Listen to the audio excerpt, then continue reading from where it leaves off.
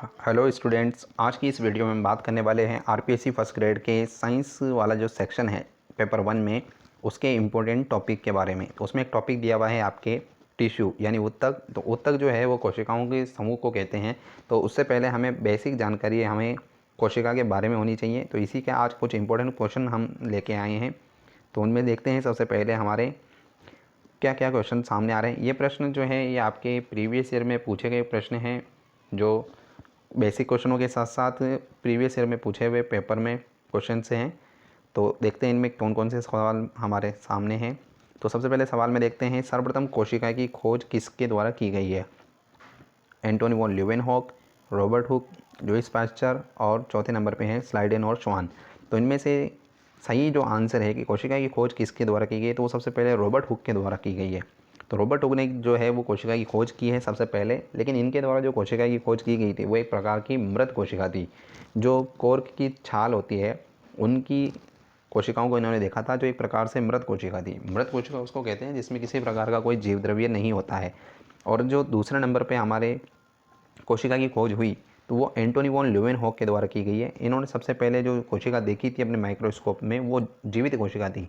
और जीवित कोशिका को जो देखी थी इन्होंने वो एक प्रकार की जंतु कोशिका थी। कोशिकाएं दो प्रकार की होती हैं, एक जंतु कोशिका और एक पादप कोशिका।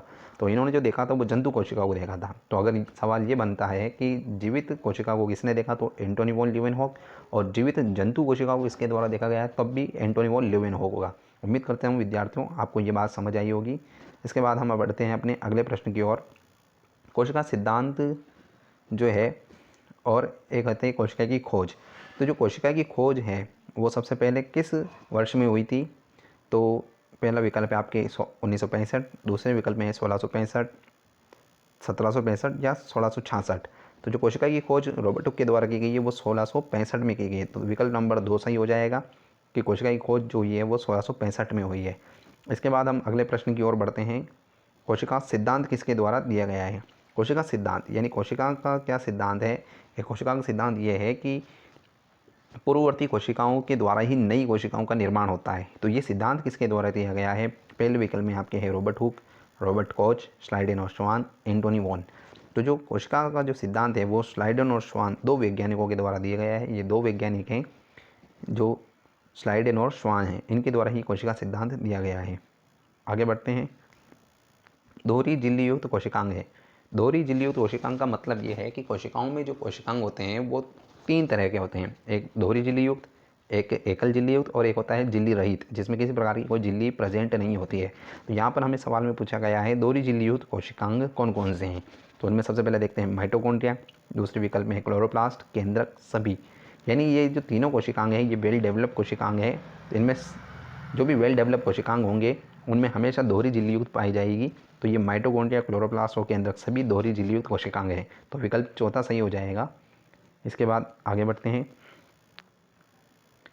झिल्ली रहित कोशिकांग, हमारा अगला सवाल है झिल्ली रहित कोशिकांग कि जिसमें किसी प्रकार की कोई झिल्ली नहीं पाई जाती है।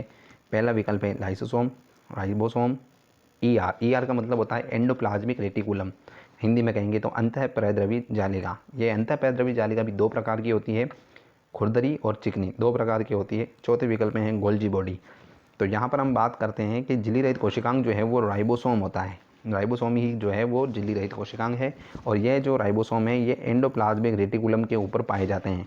और इसकी उपस्थिति के आधार पर ही एंडोप्लाज्मिक रेटिकुलम दो प्रकार की हो जाती है। एक खुरदरी, उपस्थित होने पर खुरदरी कहेंगे, और जिन पर राइबोसोम एब्सेंट हो गए उन्हें चिकनी अंतःपैद्रवी जालिका कहा जाता है।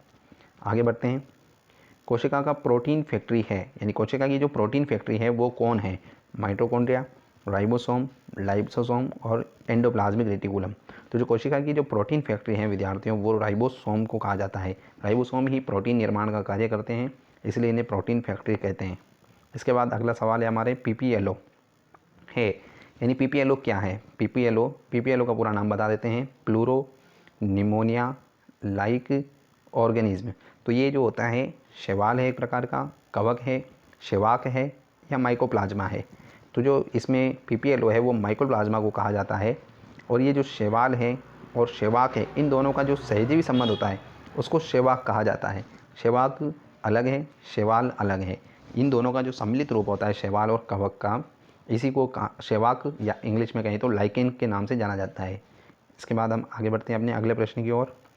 कोशिका का निर्जीव पदार्थ है, तो बेसिक से क्वेश्चन है ये। कोशिका में जो निर्जीव पदार्थ होता है वो कोशिका भित्ति होती है। इसके अलावा इन चारों विकल्प में कोई भी निर्जीव पदार्थ नहीं है। आगे बढ़ते हैं। ईटीएस सिस्टम संपन्न होता है, तो कोशिकाओं में ऊर्जा निर्माण से संबंधित एक तंत्र होता है जिसे ईटीएस सिस्टम कहते हैं। कोशिका इसमें ऊर्जा निर्माण होता है, तो ये उसका एक पार्ट है। तो इलेक्ट्रॉन ट्रांसपोर्ट सिस्टम इसका पूरा नाम है। तो ये किस में संपन्न होता है? पहले विकल्प में है केंद्रक, कोशिका द्रव्य, या फिर आगे बढ़ते हैं माइटोकॉन्ड्रिया, और चौथे विकल्प में है हमारे क्लोरोप्लास्ट। तो जो ये ईटीएस सिस्टम है ये माइटोकॉन्ड्रिया में संपन्न होता है, तो हमारा तीसरे नंबर का विकल्प सही हो जाएगा। इसके बाद हम बात करते हैं अपने आखिरी प्रश्न 10वें क्वेश्चन की ओर। F1 कण पाए जाते हैं। F1 कण किस में पाए जाते हैं? पहले विकल्प में है क्लोरोप्लास्ट, दूसरे विकल्प में है केंद्रक, तीसरे में कोशिका द्रव्य, माइटोकॉन्ड्रिया। तो जो F1 कण है ये माइटोकॉन्ड्रिया में पाई जाती है, और माइटोकॉन्ड्रिया जो है वो डबल लेयर वाला दोहरी झिल्ली युक्त कोशिकांग। इसकी आंतरिक झिल्ली पर क्या है कि क्रिस्टी पाए जाते हैं। इस प्रकार की फोल्डेड इसमें अंगुली नुमा संरचनाएँ पाई जाती हैं जिनको क्रिस्टी कहते हैं, और इनके ऊपर छोटे छोटे F1 कण लगे होते हैं। F1 कण की संरचना रैकेट के समान होती है कुछ इस प्रकार से। इसका ये सिर वाला भाग होता है, इसमें क्या होता है आपके ETS system, electron transport system संपन्न होता है या इसकी प्रक्रिया होती है। और ये F1 कण इस प्रकार से किस में पाए जाएंगे? माइटोकॉन्ड्रिया में। उम्मीद करता हूँ विद्यार्थियों यहाँ तक आपको कुछ इंपॉर्टेंट क्वेश्चंस समझ आए होंगे। अगर ये वीडियो आपको यूज़फुल लगती है तो इसको लाइक और चैनल को सब्सक्राइब कर सकते हैं। धन्यवाद।